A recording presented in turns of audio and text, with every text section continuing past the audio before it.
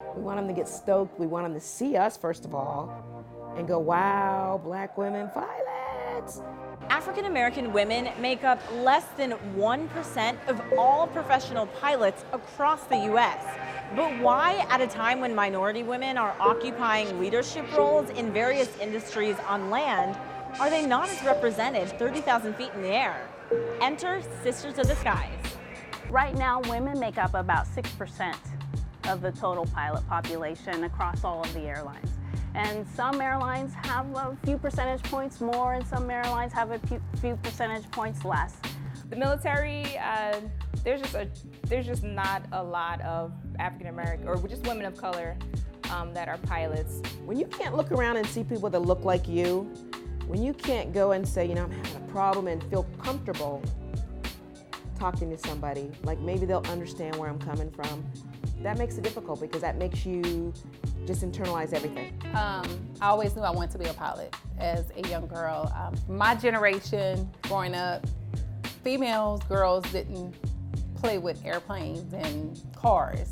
You played with baby dolls and kitchen sets. Well, I wish I could show you a picture, but in 1995, there were roughly 8 of us who attended the OBAP convention, then called the Organization of Black Airline Professionals.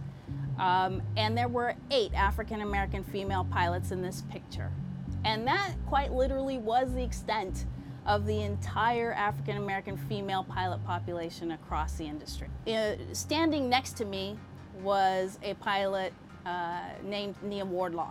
Fast forward to just a couple of years ago, and I find out that she has organized Sisters of the Skies with the express purpose of increasing diversification on the flight decks across the airlines in the United States, and in particular, African American female pilots. I love the idea. I think it's a terrific way for me to give back, but really, Sisters of the Skies is designed to provide fellowship, mentorship, and scholarship to other young women who want to make a career on the flight deck. We have a lot to offer, and we want to bring you a whole nother group of people who are going to take over. In the next 10 years, 50% of the US pilots have not even started training yet. The turnover is, like I said, I'm 60. Right now, the limit's 65, so I'm going, but there's a whole bunch of people ahead of me that are going, and that's happening all over the industry.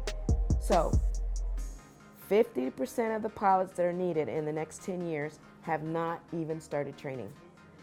We want part of that. I want some black faces in there, black women faces. There are plenty of challenges coming up through the industry.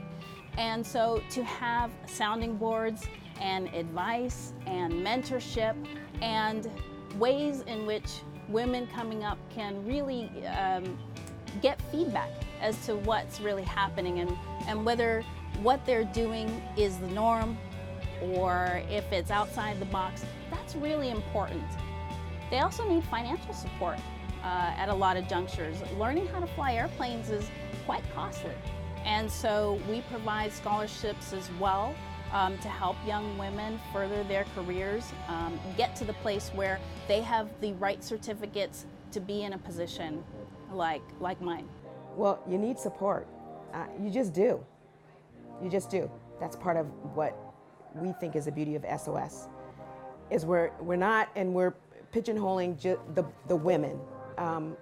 We find that it's important that still the group that's the least represented, somebody give them attention. For me, I take it emotional. It's a reflection that I'm next. I never really considered myself as a pioneer or one of the first to do anything. That actually sat pretty well with me in that I knew that I was going to be a positive role model for all the other young women who were coming up in aviation, and also all the little girls that I've come across, in the terminal. And I just try my best to keep the path as smooth, less rocky for the next one coming behind me. It's a sisterhood that we have. We don't want to be considered, a black or an African American female pilot. We just want to be known as pilots, just like everybody else.